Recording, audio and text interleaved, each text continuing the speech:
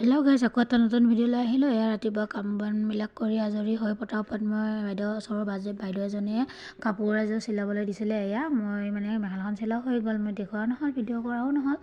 আকৌ এই চাদৰখনৰ মই ছাইড পাৰিখিনি লগাই লওঁ আপোনালোকক দেখুৱাই দিম।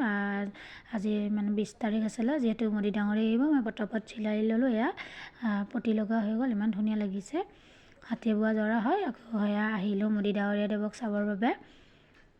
ইমানবিলাক মানুহ হৈছে, মই আকৌ ভিডিঅ' কৰা নহ'ল দেই। এইটো মাক ক'লোঁ, মাও আহিছিলে, মাক ক'লোঁ অকণমান ভিডিঅ' কৰি দিয়াচোন, এনেকৈ বুলি ক'লোঁ। মা ভিডিঅ'খিনি অকণমান বনাই দিলে। আৰু এয়া পেণ্ডেলটো চাওকচোন, আৰু ইমানবিলাক মানুহ আহিছে। প্ৰত্যেকটা সমষ্টিতে 2-3খন গৈও গাড়ী দিয়া হৈছে, অহাৰ বাবে ব্যৱস্থা কৰি দিছে আৰু গাড়ীৰ সুবিধা কৰি দি দিছে। এয়া মানুহবিলাক আহিছে প্ৰায়খিনি।